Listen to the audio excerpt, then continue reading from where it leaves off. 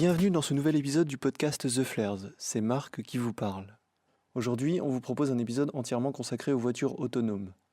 Pour cet épisode, je reçois Valentin, qui travaille actuellement chez VDCOM, un institut dédié à la mobilité individuelle et décarbonée, situé dans les Yvelines. Lors de notre conversation, nous avons pu échanger sur les principaux enjeux et les obstacles relatifs au développement et à l'adoption de la voiture autonome. Les différents niveaux d'autonomie des voitures, les horizons de temps avant de voir des évolutions significatives dans notre quotidien, l'aménagement de l'environnement par les transports en commun, les problématiques de la responsabilité et de l'éthique, celles de l'écologie et des ressources énergétiques, l'application de l'autonomie à d'autres moyens de transport et les nouvelles manières d'occuper son temps libre lors d'un trajet en voiture. Je vous rappelle que pour un meilleur confort, vous pouvez choisir d'écouter le podcast en tâche de fond si vous êtes sur votre ordinateur ou votre tablette, ou alors de le télécharger directement sur votre téléphone pour pouvoir l'écouter n'importe où. Il suffit de chercher The Flares sur iTunes ou Podcast Addict ou toute autre application de podcast. Profitez-en pour vous abonner afin de ne pas manquer les prochains épisodes. Si vous avez des suggestions, des remarques ou des interrogations à propos de cet épisode, vous êtes bien entendu libre de les poster en commentaire juste en dessous. On vous souhaite une bonne écoute. Bienvenue sur le podcast The Flares. Ici, les machines.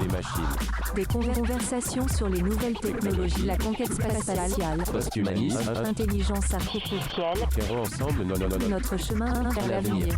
Tout de suite, votre Rendez-vous avec le futur. Je vais te demander de te présenter tout simplement pour pour que nos auditeurs puissent savoir un petit peu qui tu es. Bonjour, je m'appelle Valentin et je travaille donc à VDCOM, qui est une boîte en recherche de véhicules autonomes à Sartori-Versailles. Donc, je suis là pour ce podcast aujourd'hui. Et qu'est-ce qui t'a amené à t'intéresser aux voitures autonomes? Quel a été ton parcours jusque-là? En soi, la voiture autonome, j'ai toujours trouvé ça assez intéressant, surtout le fait des nouveautés que ça peut apporter à la société ainsi qu'au transport. D'accord. Donc voilà. Ok. Je vais déjà clarifier un petit peu pour nos auditeurs, et tu me contredis si je dis des bêtises, mais voilà, j'ai dans mes notes, j'ai un petit peu préparé le truc, et je me suis dit qu'il fallait quand même préciser qu'il y avait différents niveaux de voitures autonomes. Oui. On considère qu'il y a 5 niveaux, si je ne me trompe pas, en tout cas selon la Commission européenne. Oui. Donc il y a les niveaux 1 et 2 qui sont en fait des niveaux où on considère une autonomie vraiment minime. Donc tu vas avoir généralement le niveau 1, ce qui est ABS, ESP, ou tout ce qui est assistance au patinage ou au dérapage. Donc la plupart des voitures actuelles en ont déjà. Après tu vas avoir aussi ce qui est niveau 2. Donc comme tu disais, niveau 2, donc tu peux avoir le régulateur de vitesse, le limiteur. Donc ça se limite là. Tu peux aussi avoir dans le niveau 2 la voiture qui reste entre les marquages sur l'autoroute. Donc il y a Tesla qui est au niveau 3 après, mais qui était déjà au début basé sur cette technologie-là. On a d'autres entreprises comme on peut avoir PSA, Renault, etc. Qui eux ont déjà des voitures dans le commerce qui sont au niveau 2 au complet, qui suivent les marquages. Donc il y a le niveau 3 qui lui n'est pas encore implémenté en France, mais qui est dans d'autres pays. Donc ça autorise le conducteur à lâcher les mains du volant, mais sur des lignes bien droites. Donc, par exemple, comme j'ai dit juste avant, Tesla, sur l'autoroute ou sur des nationales, une voiture Tesla, donc hors de France évidemment, le conducteur a le droit de lâcher les mains et laisser la voiture rouler. Et puis il y a encore le niveau 4, donc c'est sur le niveau 4 et le niveau 5 que ma boîte fait des recherches principalement. Donc le niveau 4, à ce stade, le conducteur il a plus besoin de faire gaffe à la voiture. Il est transporté, mais ça reste principalement sur des grands axes.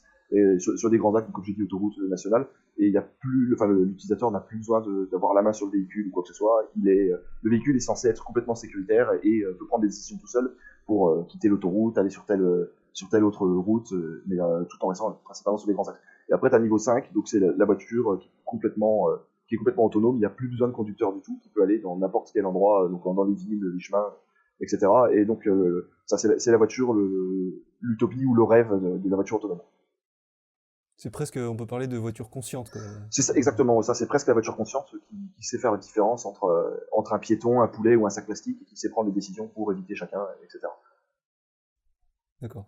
Et donc là, en fait, dans ce podcast, je pense qu'on va davantage parler des niveaux 3 à 5, et pas trop des niveaux 1 à 2, parce que c'est des niveaux qu'on qu'on a déjà largement adopté, il me semble, Ah, bah, c'est ça, dans le... des niveaux 1 et 2, bah, de toute façon, le niveau 1, comme j'ai dit, toutes les voitures l'ont, le 2, elles l'ont déjà partiellement, voire complètement pour certains constructeurs qui vendent leurs voitures dans le public. Donc oui, c'est ça, ce sera les vraies voitures autonomes, on va dire, c'est à partir du niveau 3. Sachant que je crois avoir vu que les délimitations entre les niveaux sont pas tout à fait claires en fonction de qui les délimite. Enfin, c'est assez flou, enfin assez complexe, je veux dire. Ouais. Et il y a même des fois, j'ai vu des nuances entre niveau 2 et 3, par exemple, c'est entre un régulateur de vitesse d'autoroute et un régulateur capable de maintenir la distance entre deux voitures, il y a déjà une différence de niveau, en Exact, fait, ouais. ce que j'ai Et compris. c'est un niveau 2,75 et demi, mais ouais. Ouais, c'est assez... Non, il y a Enfin, pas mal de après, je nuances. pense que... Est-ce que tu penses qu'il y aura une régulation à un moment donné qui va vraiment définir, délimiter clairement où sont les niveaux Alors et... actuellement, c'est plus une directive qu'une régulation, mais de toute façon, ça va être obligatoire d'imposer des régulations pour des tels véhicules et par exemple, ce sera pour tel niveau de véhicule autonome. S'il y a un accident, c'est la faute du conducteur, ou si et au niveau au-dessus, ce sera la faute du constructeur. Voilà, par exemple, il y aura des régulations là-dessus, aussi bien pour judiciaire que pour d'autres raisons annexes. D'accord. Et alors, sur quel horizon de temps on est sur les différents niveaux? Je pense que bon, niveau 1 et 2, on a déjà dit, on y est. Niveau 3 et 4, à quel horizon de temps on peut espérer voir le niveau 3 et 4 adopté par, peut-être pas par l'immense majorité de la population, mais par une bonne partie?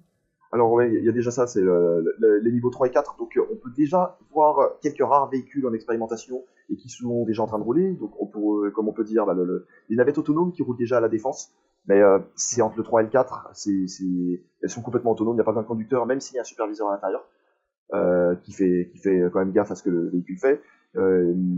Mais sinon, hormis ces exceptions, ouais, on pourra voir des véhicules comme ça, peut-être qui commenceront à arriver d'ici une dizaine d'années en étant presque pessimiste.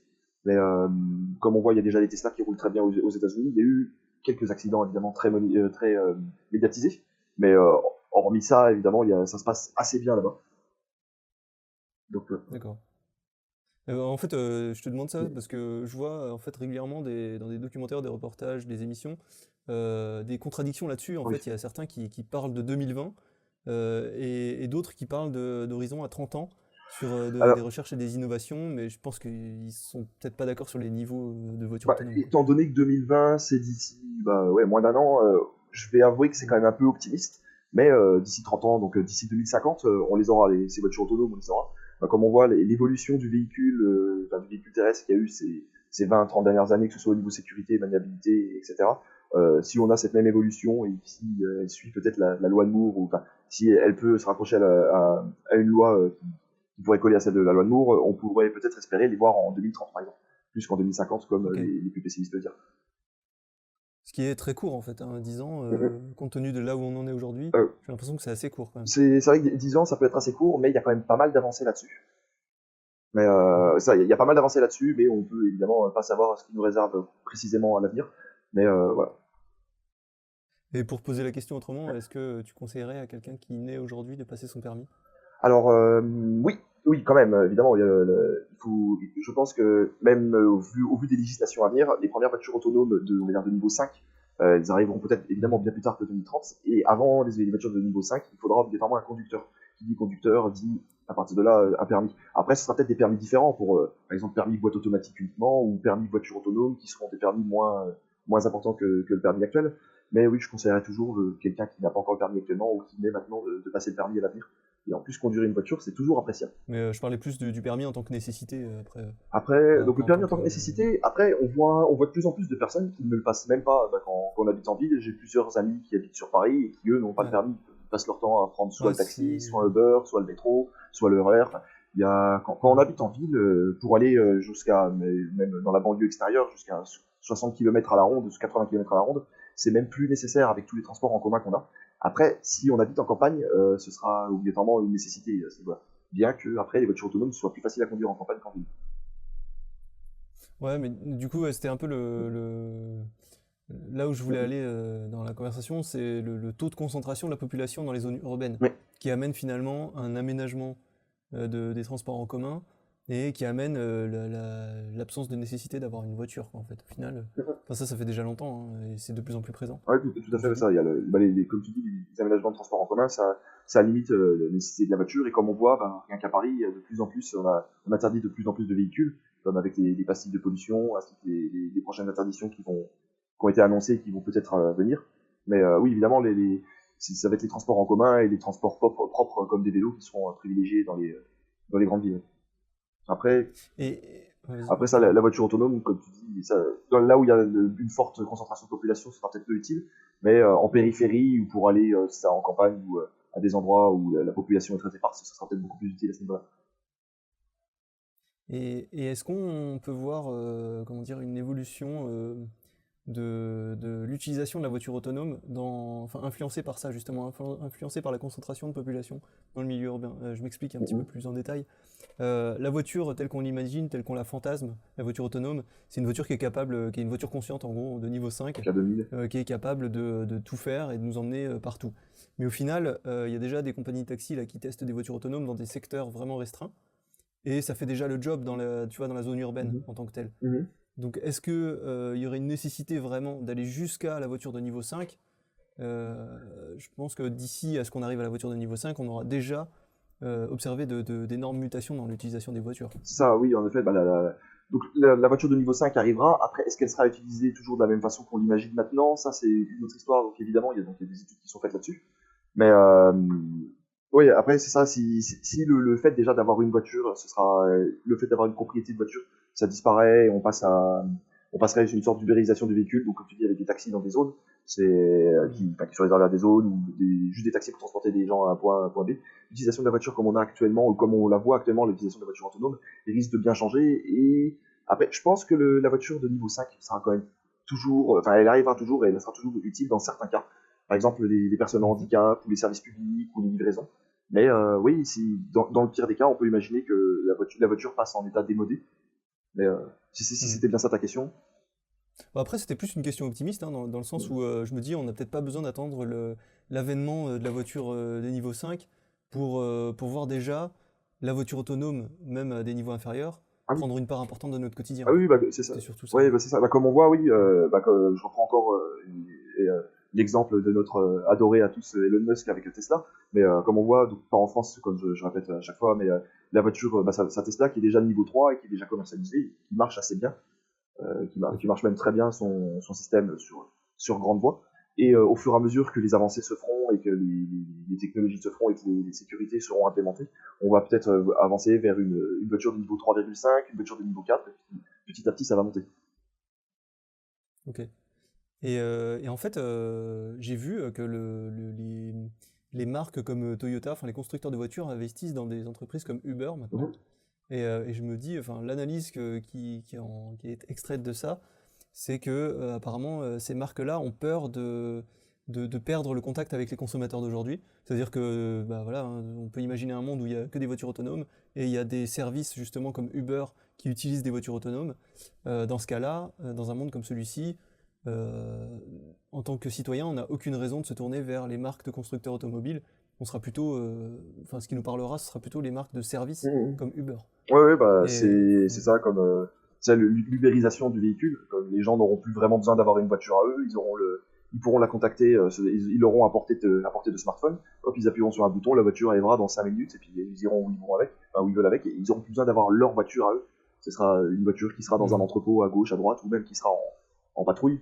On peut imaginer ça, ou pareil, si tu veux faire des longs voyages, les gens ils n'auront pas besoin d'avoir leur voiture, mais ce sera comme une gare de bus, ça pourrait être une gare de voitures autonomes qui les amèneront d'un point A à un point B. Évidemment, sans prendre en compte les autres moyens de transport qui risquent de se développer, mais dans le cas de la voiture autonome, on pourrait imaginer ça.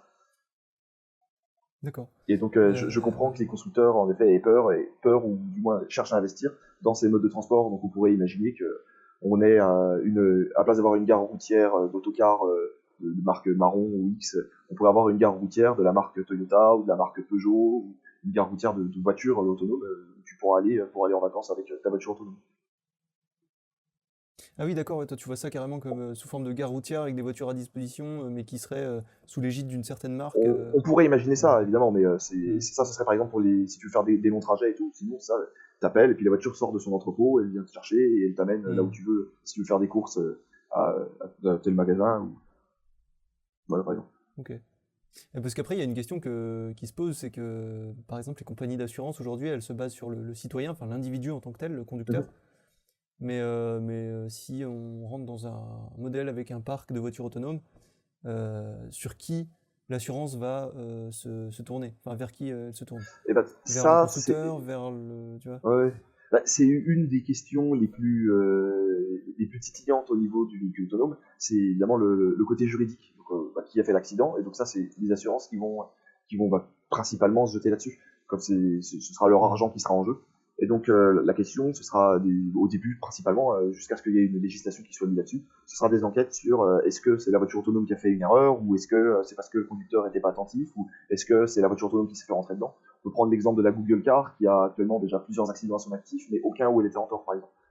Mais Hmm. voilà, il y aura toujours des litiges ce genre-là, jusqu'à législation, et évidemment, ce sera... Mais comment tu le définis, ça, la responsabilité? Parce que je me dis, on peut avoir des cas de figure assez absurdes du type, si on décide de définir la responsabilité sur le constructeur, par Mhm. exemple, il faut bien une personne morale ou physique derrière. Mais si c'est une personne physique, si vraiment on va chercher dans le détail l'individu qui est responsable de tel défaut dans la construction Ah, de la voiture, bah, l'individu il n'est pas éternel, enfin peut-être pas encore, j'en sais rien. ouais, mais déjà actuellement, en fait, même pour une voiture standard, imaginons que tu roules, tu as un frein qui soit défaillant, que tu continues tout droit et tu t'écrases parce que le frein n'a pas fonctionné. Déjà actuellement, c'est pas Mhm. l'individu qui a conçu le frein qui va payer directement, ce sera son entreprise. Après, son entreprise pourra D'accord. s'en prendre à l'individu, mais juridiquement, c'est directement l'entreprise qui va prendre ça.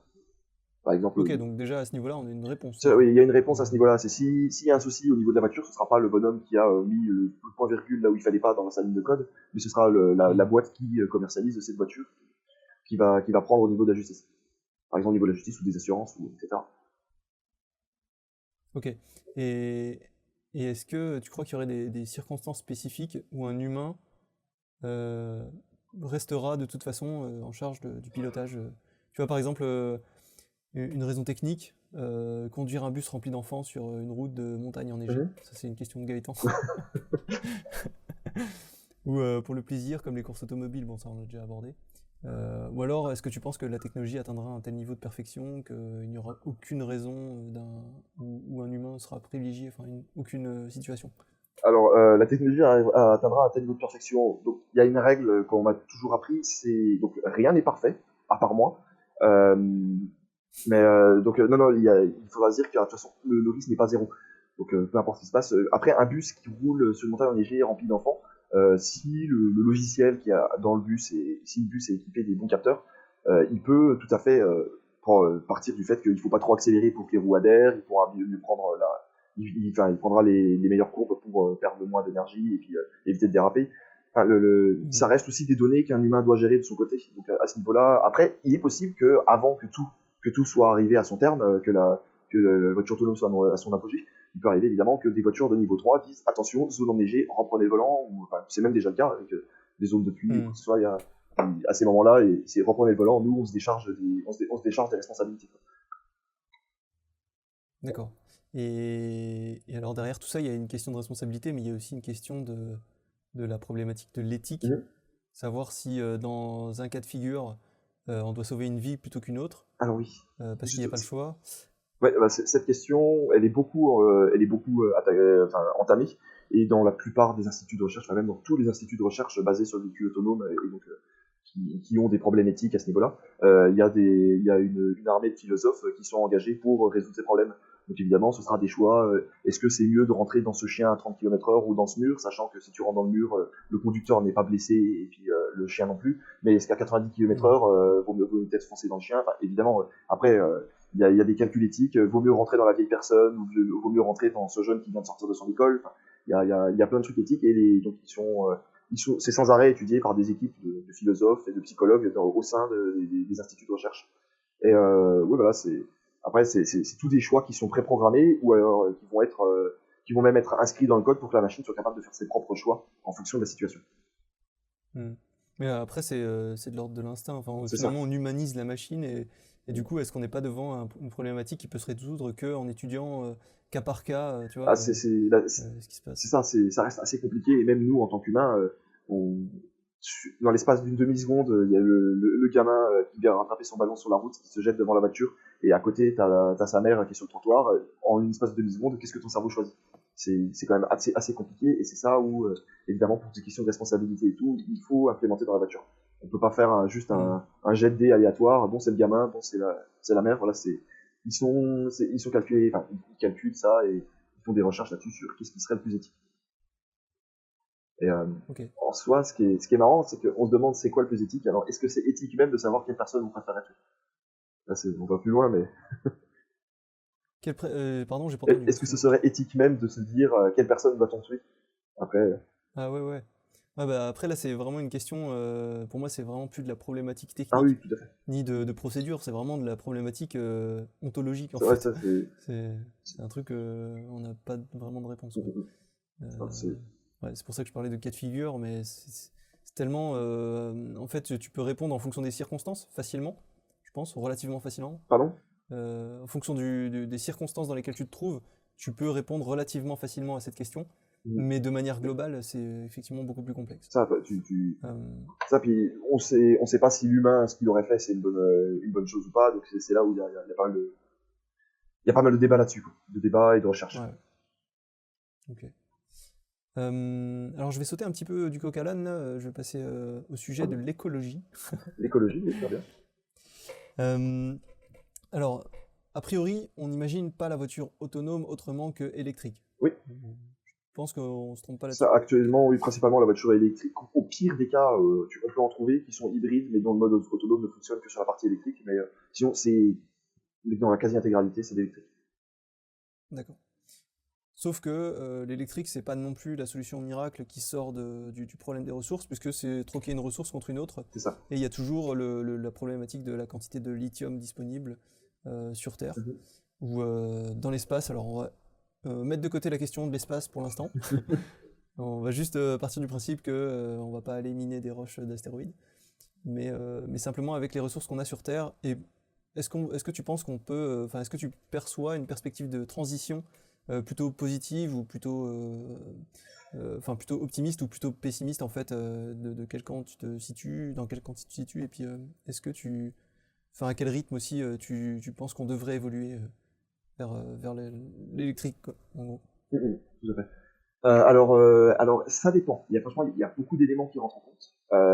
Déjà, l'électrique, ça dépend du pays dans lequel tu l'utilises. Par exemple, dans un pays comme la France, qui est principalement de l'énergie alimentée par les centrales nucléaires, il est plus rentable pour l'atmosphère de rouler en voiture électrique qu'en voiture thermique. Mais à contrario, rouler avec une voiture électrique en Chine, qui est principalement alimentée en électricité par le charbon, une voiture électrique pollue plus qu'une voiture à essence.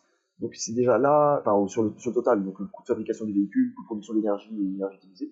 Et donc c'est là où actuellement on peut se poser des questions au niveau d'écologie. Après le lithium, bon c'est pas encore le cas complètement, mais ça se recycle difficilement, mais ça se recycle et on trouve sans arrêt des technologies pour améliorer ce recyclage. Les ressources, est-ce qu'elles seront infinies? Ça c'est certain que non, mais est-ce qu'on va continuer de trouver des filons? Ça aussi on sait pas. Du côté où je me mettrais, alors si tout le monde était avec de l'énergie propre, donc soit de l'énergie renouvelable évidemment, ou du nucléaire, et on espère prochainement de la fusion nucléaire, ce serait évidemment le rêve. Donc si tous ces pays sont basés sur des énergies propres pour l'atmosphère, ça pourrait être une bonne idée, sans prendre en compte la provenance que ça s'appelle des matières premières pour fabriquer les batteries, comme le lithium. Comme actuellement, on sait que le lithium est produit quasiment intégralement par la Chine. Imaginons que la Chine rentre en guerre économique ou même en guerre militaire contre d'autres pays. Sa vente de lithium s'arrêtera là, elle la garderait pour elle. Automatiquement, les pays qui en dépendaient se retrouveraient verrouillés et embêtés par la pénurie de lithium qui serait due à ce que la Chine n'en vende plus, ce qui est normal. Je dis pour la Chine, ou comme si la Russie ou la France ou le Luxembourg, on peut imaginer que ces pays-là aient des grosses réserves de lithium. S'ils sont en guerre contre quelqu'un, ils vont arrêter de leur vendre de lithium. Ce qui est une guerre économique comme direct. Comme d'hab, quoi. Ah bah ouais, c'est... Voilà. Alors après, il y a un paramètre quand même qu'on prend pas assez en compte selon moi dans les voitures autonomes, c'est qu'elles sont, enfin en tout cas on ne le met pas assez en avant et du coup il est un peu évincé du problème écologique je trouve. Mhm. C'est le fait qu'elles sont pas seulement autonomes, elles sont aussi connectées. Oui. En tout cas c'est comme ça qu'on les imagine et il y a une mise en réseau qui permet aussi une potentielle optimisation du trafic en termes de fluidité mais aussi en termes de consommation. Et du coup ça aurait selon moi un impact sur aussi l'utilisation du lithium quoi, indirectement. Puisque si on arrive à Ouais, optimiser le trafic de manière optimale, on va consommer du lithium de manière beaucoup moins intense que comme on consomme du gasoil aujourd'hui, quoi, en gros. tout à fait, ouais. Ces véhicules connectés, donc sont connectés déjà. On a déjà des systèmes qui gèrent le trafic assez efficacement, on va dire, comme on a Google Maps ou Waze qui dépend aussi de Google Maps, et d'autres programmes aussi, qui eux, sont capables de dire à quel endroit il y a un embouteillage et tout. Bien qu'à certains moments, sur les petites routes, ça peut être limité. Mais donc on peut imaginer que les voitures autonomes soient connectées à un réseau comme ça, ou qu'elles en créent un elles-mêmes entre voitures autonomes si elles sont assez nombreuses, et qui sont capables de communiquer l'une à l'autre. Viens pas là, il y a des embouteillages, ou viens pas là, il y a un accident, etc. Et donc ça pourrait permettre d'économiser un peu d'énergie. Après, je doute que ce soit très très loin du négligeable, mais ce sera quand même de l'énergie de récupérer. D'accord. Ok, ça a le mérite d'être clair. Ouais, après voilà, faut voir. Comme je dis, je suis pas expert non plus là-dedans, mais après ce n'est que mon humble avis. Ouais, non, mais c'est intéressant. Oui, il y a une question qui me turlupine, Ouais. comme on dit. C'est la question de l'adoption par l'utilisateur. Aujourd'hui, une voiture de niveau 1, 2, ça s'adopte assez facilement et ça a été assez rapidement adopté parce que on savait qu'on était aussi en grande partie impliqué dans la conduite. Maintenant, si on imagine une voiture autonome, entièrement autonome, Ouais, est-ce qu'il n'y a pas un peu l'effet Siri, tu sais, l'intelligence artificielle de Apple? On l'utilise pas, c'est un peu comme le OK Google, tu sais, ouais, la recherche vocale et, ou la on demande l'utilise vocale, pas la et saisie on vocale. peut même en avoir peur. Faut même en avoir peur, c'est ça que tu viens de dire? Non. Faut pas en avoir peur, mais on peut en avoir peur. C'est ça. Ah. On peut en avoir peur. Ah ouais. En fait, je me dis, il y a un effet derrière ça, c'est, tu sais, on veut pas l'utiliser parce qu'on sait que ça marche pas à tous les coups. Du Ouais. coup, on préfère taper à la main parce que on est au moins sûr de ce qu'on tape, ce qui en fait est un non-sens parce qu'on n'est pas vraiment sûr de ce qu'on tape. Mais bref, On fait plus ça, confiance c'est à soi un qu'à la autre machine. débat. Voilà, c'est ça. Et voilà, c'est une histoire de confiance. Et je me dis, est-ce qu'on ne devrait pas, est-ce que pour qu'une voiture entièrement autonome soit adoptée, on est obligé d'arriver à un moment où elle est vraiment parfaite, elle fait aucune erreur, pour qu'on ait totalement confiance en ça. Voilà, je sais pas ce que tu en penses, je sais pas si ma question est très Non, claire. mais je vois ce que tu veux dire. On peut penser à plusieurs technologies qui étaient ultra révolutionnaires. On s'est dit que ça allait révolutionner le transport. On peut imaginer comme le Segway ou des choses comme ça, qui sont à final restées des technologies de niche. Mais après, on peut aussi prendre l'exemple d'autres technologies, donc, comme l'informatique par exemple, qui, elle, au début, servait pas à grand chose. Pour le commun du mortel, c'était plus rapide de taper son texte soi-même à la machine à écrire ou sur un papier. Et avec le temps, on voit que la technologie s'est améliorée et c'est de plus en plus adopté on a une époque où on peut même pas s'en passer, une heure ou c'est la panique internationale. Mais donc c'est ça. Après, le truc, ce sera de deviner si la voiture autonome se trouve soit dans des technologies qui vont être oubliées parce qu'elles évoluent pas assez vite, ou dans des technologies qui seront adoptées petit à petit. Et je serais plus l'idée à ce qu'elles soient adoptées petit à petit. Alors peut-être pas jusqu'au niveau 5, mais au moins jusqu'au niveau 4, en fait, les personnes préféreront évidemment toujours garder un peu de contrôle sur la chose. Je pense ça. Mais après, tout ce qui est niveau 5, ce sera quand même adopté, comme j'ai dit tout à l'heure, par des services publics, ou par des personnes en situation de handicap, ou par des livreurs. Tout ce qui est ce genre de situations bien précises pourront être utilisées dans certains cas, mais après, le commun des mortels pourront peut-être plus choisir une conduite de niveau 4, une conduite autonome de niveau 4 qui sera quasiment autonome, mais ils pourront reprendre la main dessus.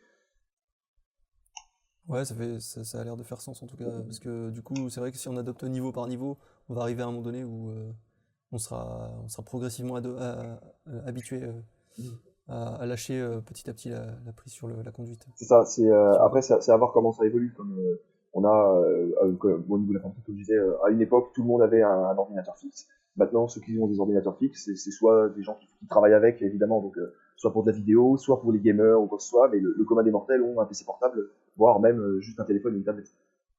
C'est vrai que c'est devenu un outil de travail. Ça, alors que à une époque, tout le monde avait un ordinateur fixe, et ça a changé, par exemple. Voilà, c'est pour prendre l'exemple de l'informatique, parce que c'est principalement mon domaine, mais il y a des technologies qui réussissent, et d'autres qui existent toujours, hein, qui restent de niche. Et je pense plus que la voiture autonome ça fera partie des technologies qui vont réussir. D'accord. Et est-ce que tu penses qu'on pourra la décliner pour des véhicules autres que les voitures? Alors il y a déjà dans les avions de ligne, il y a déjà l'autopilote. Ah oui, Je veux dire hélicoptère. je pense qu'on Alors, est capable Gaëtan, de faire des... il a mis dans la question taxi volant. Je sais pas si. Bah oui, Ou des véhicules marins. bah ça, aussi. le taxi volant, mais c'est pas une si mauvaise question parce on voit déjà les brevets de Airbus basés là-dessus, basés sur la même technologie que les drones, qui ont pour projet à l'avenir d'aller chercher les gens en haut d'un toit ou à une plateforme spéciale pour l'emmener à un autre endroit de façon assez rapide. Donc l'idée du taxi volant n'est pas bête d'en parler. Après, je vais avouer que ce sera pas tout de suite, je pense, mais ça va venir. Après oui, on peut imaginer donc là, l'avion autonome qui est déjà presque complètement là. Après, il y a déjà le métro qui lui est autonome. Mais on peut voir ça pour des camions, tout ce qui est transport. Plutôt que de transporter ça en train d'un point A à un point B et puis ensuite récupérer ça dans un camion et le ramener à un autre endroit. Ça pourrait être des camions autonomes qui sont sur l'autoroute. Et comme on peut voir, si tu as déjà vu le film iRobot, je suppose que oui. Et là-dedans, c'est des camions autonomes et tout. La plupart des véhicules sont autonomes dedans. Là, on peut imaginer ça à d'autres applications. Les hélicoptères autonomes, on a des drones qui sont déjà fonctionnels. Les bateaux, à part pour les rentrées en port, qui peuvent être plus ou moins compliqués en fonction de la taille du bateau, ils peuvent tout à fait rouler voguer en autonome. Non, ça peut s'appliquer à énormément d'applications, comme aussi si on veut aller dans le spatial, tout ce qui est fusée, ça l'est déjà quasiment complètement, hein, c'est complètement autonome, donc ça s'applique. La conduite autonome, en fait, c'est même pas réservé aux voitures, ça n'a même pas commencé par les voitures, mais ça s'applique à tout type de transport. Ok. Mais après, c'était aussi en fait, le côté taxi volant, mais c'était surtout faut pas fantasmer, à mon avis, des voitures volantes dans les rues. Ah oui, ça. Je pense que voilà, c'était plus dans ce sens-là que ça me faisait rêver. Ouais. Mais c'est vrai que j'étais pas du tout renseigné sur le fait qu'il y avait des taxis, enfin des brevets qui étaient déposés pour Non, les taxis. Je te transmettrai un lien sur les brevets que Airbus ont déposés sur les taxis volants. D'accord, ok. Bah, je le mettrai en dessous dans les liens du Très bien. podcast. Comme ça, les auditeurs pourront le retrouver. Est-ce que la perspective de piratage des véhicules est une sérieuse menace pour la sécurité publique et si oui, comment y faire face? Alors, on a déjà vu des piratages de véhicules. Bon, c'était principalement des tests et des avertissements, comme on avait vu un véhicule Jeep qui avait été piraté, on pouvait contrôler les essuie-glaces, le frein à distance, qui est assez grave. Mais dans l'avenir, à moins qu'on découvre de nouvelles technologies, et on en trouvera sûrement, tu me diras, de nouvelles technologies de calcul et de piratage. Mais le piratage du véhicule autonome reste quand même très compliqué, surtout vu les technologies actuelles de sécurité qui sont bonnes. En fait, la faille principale dans un système de sécurité, ça reste l'humain. Si la meilleure façon de pirater un véhicule, c'est si, imaginons que pour démarrer le véhicule, il faille un mot de passe, c'est l'humain, c'est l'humain qui a l'habitude de rentrer dans le véhicule qui aura derrière son mot de passe et se sera fait voler. Imaginons. Mais après, pour pirater un véhicule à distance, donc contrôler, emmener la personne à un autre endroit ou lui faire un accident, ça reste peu probable, bien que c'est très certainement faisable. C'est une question qui est peut-être pas assez attaquée, pas assez sur laquelle qui est peut-être pas assez travaillée, dû au fait que les probabilités restent quand même très basses. Ouais, et puis après, c'est assez bizarre en fait, parce que je me dis, ça a été évoqué quand même pour les drones par exemple. Et c'est vrai que c'est pas. Moi, je l'ai pas vu en tout cas abordé sur les voitures autonomes. Ouais.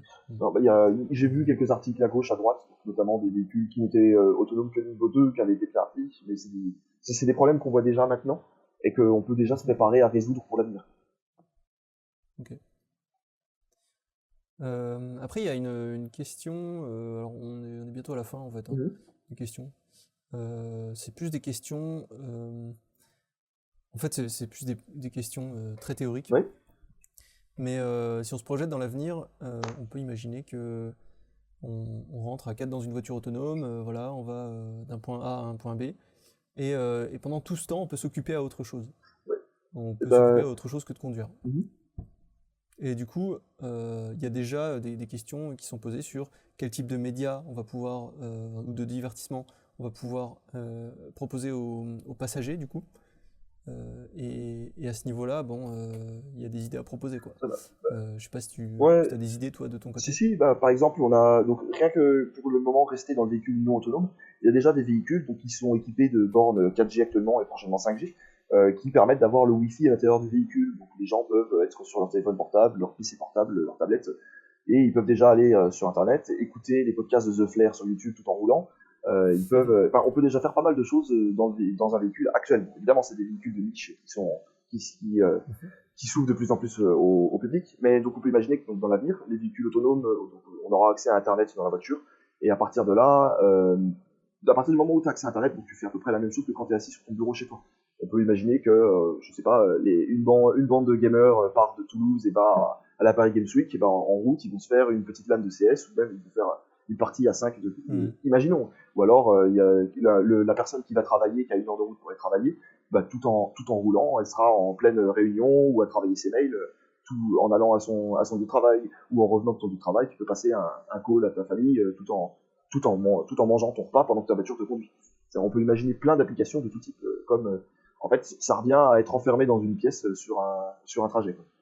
Évidemment. Alors après, moi, je te posais cette question plutôt dans la perspective de savoir si tu imaginais un acteur un acteur économique qui vient profiter de ce temps d'attention, tu vois, ce laps de temps pour, je sais pas, proposer de la publicité indirecte ou tu vois, ce genre de choses. D'accord, ouais, oui, par exemple, la voiture qui pourrait balancer de la publicité dans les haut-parleurs pendant un transport ou. Alors peut-être pas directement, parce que je pense que la publicité directe va peu à peu. Moi j'ai une théorie là-dessus, je pense que ça va peu à peu s'estomper parce que ça va de moins en moins fonctionner. Mais plus de la publicité comme ce qu'on peut voir sur des recherches Google par exemple, tu vois. Tu as une utilisation d'un produit qui est gratuit, mais en échange, on propose de la publicité ciblée en fonction de tes intérêts, en fonction de là où tu es, géolocalisé par exemple. Oui, c'est vrai que on aurait pu parler de ça. Bah, oui, il pourrait y avoir. Pendant que c'était sur ton chemin, avec un peu de chance, tu as une montre connectée ou quoi que ce soit de connecté qui remarque que tu as faim, et la voiture elle te dit bah tiens, tu passes à côté d'un McDo, je sais que tu as l'habitude de manger du McDo, tu peux y aller. Est-ce que tu es d'accord d'aller manger, ou on pourrait imaginer évidemment des situations comme ça. Après, il y aura aussi plein de récupération de données personnelles qui sont, on va dire, l'or du 21e siècle entre guillemets. Il y aurait peut-être limite pas besoin de pub, juste en examinant la personne, comment elle est dans son véhicule, à quel genre d'endroit elle va, pour quels horaires, etc. Et qu'est-ce qu'elle aime écouter dans sa voiture en attendant. Enfin, on pourrait imaginer évidemment plein d'applications comme ça. Après, les acteurs, si Google se lance dans la voiture autonome, bien qu'ils en aient déjà, mais ils n'ont pas l'air de la commercialiser, on pourrait imaginer que Google, qui est déjà professionnel dans la récupération de données personnelles, pourrait continuer grâce à ça. Après, moi je pensais à Amazon. Mon avis perso. Oui, ou je Google, Il Amazon. y a le côté colis, tu sais, va chercher ton colis ou j'en sais rien. Non, je sais pas. Après, côté livreur, j'imaginerais plus l'inverse, le colis qui vient aux gens que les gens qui vont au colis avec des véhicules autonomes. D'accord. De toute façon, le monde évolue, on va dire, dans la fainéantise de l'homme. C'est moins l'homme en fait, mieux il se porte et plus il est content. Et je pense que ça évoluera plus dans le sens où les colis iront de manière autonome vers les personnes, comme ça a déjà été fait via des drones à Londres ou autrement, ou même il y a même Continental qui propose des méthodes de livraison qui a un projet de méthode de livraison par des navettes autonomes dans lesquelles il y aurait des robots qui iront livrer des colis dans des bâtiments et qui vont rentrer et qui vont partir. Je pourrais te transférer un lien là-dessus aussi. Mais oui, on pourrait imaginer ce genre de truc. Après, il y a tout ce qui est vérification de données personnelles. Puis imaginons si la Facebook mobile, si Facebook se fait Uber avec des véhicules autonomes, Google ou Amazon ou Microsoft ou Apple. On peut imaginer le GAFAM qui pourrait se lancer là-dedans. Ok. En parlant d'acteurs économiques, à part Tesla, est-ce que toi tu vois un autre acteur potentiellement majeur dans les années à venir dans la voiture autonome? En soi, dans la voiture autonome, c'est en plein développement. Je sais que à peu près tous les constructeurs se lancent là-dedans. Je pourrais pas vraiment dire d'acteur principal. Tesla, je dis son nom parce que c'est le plus médiatisé, mais je suis pas certain que Tesla soit l'acteur majeur du véhicule autonome. C'est juste parce qu'ils sont ultra médiatisés là-dessus et que ils innovent un peu, mais ça veut pas dire que ce sera les vainqueurs de la guerre de la voiture autonome. En soi, je pourrais pas dire quel sera le plus grand, mais je pense qu'à peu près comme maintenant, tout le monde aura sa boîte. En ce moment, il y a plein de constructeurs automobiles, et plus tard, on aura plein de constructeurs d'automobiles autonomes.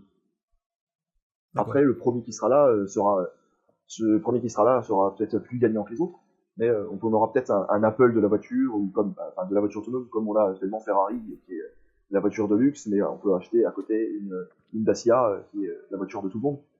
Il y aura peut-être ça au niveau de la voiture autonome aussi, mais voilà, c'est à voir. Je ne pourrais pas donner vraiment de données précises là-dessus. Après, je te posais essentiellement la question parce que tu disais que c'était les premiers à avoir atteint le niveau 3 Oui. de la voiture autonome. Et du coup, le fait que ce soit des pionniers, ils ont quand même un temps d'avance sur le... C'est ça, ils ont un temps d'avance là-dessus, ça c'est certain, on le voit, mais après c'est ça, l'avenir, on ne sait pas ce qu'il nous réserve, et vu ce qui s'est déjà passé dans le passé, on peut se dire que il peut toujours leur arriver quelque chose de mal, ou qu'ils se jettent pas dans la nouvelle technologie à fond et que d'autres les rattrapent, comme avait fait par exemple Microsoft avec les smartphones. Enfin, on peut imaginer plein de choses qui seront tout aussi probables les unes que les autres.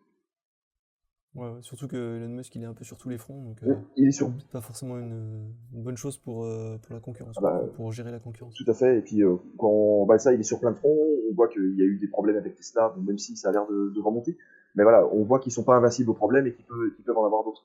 Donc on sait pas. Okay. Une dernière question, oui, pour conclure. En fait, deux dernières, mais qui sont, je pense, liées. C'est la première, ce serait qui conseilles-tu d'écouter? Enfin, est-ce que tu as quelqu'un que tu écoutes souvent, que tu lis souvent, qui pour toi est une figure de bonne parole dans la voiture autonome, on va dire? Alors, de figure de bonne parole dans la voiture autonome, qui a souvent des bonnes idées selon toi, ou qui a une vision de l'avenir qui te paraît assez pertinente là-dessus, sur ce sujet-là. Une vision de l'avenir qui pourrait être assez pertinente. Je vais t'avouer que je regarde pas vraiment d'éléments bien particuliers, je me renseigne un peu partout, à gauche, à droite. Bon, évidemment, je suis principalement renseigné au sein de la boîte, et donc une certaine vision qui me paraît très pertinente sur l'avenir de la voiture autonome.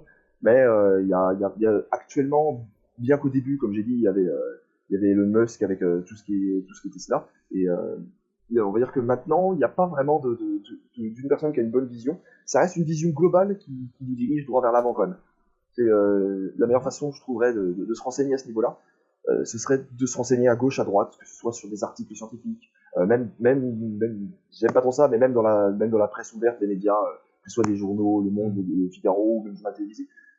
Toutes les bonnes sources à prendre, et après il faut garder son esprit critique en disant tiens, lui, ce qu'il dit, il est bien trop optimiste, ou tiens, lui, il est trop pessimiste, ou lui, il raconte des bobards, ou lui, il dit vraiment ce qui est vrai. Voilà, je serais plutôt d'avis sur la voiture autonome à regarder un peu partout, bien que je pense que ma boîte, donc, comme j'ai dit, VDCom, a de très bons axes sur la voiture autonome. D'accord, ok.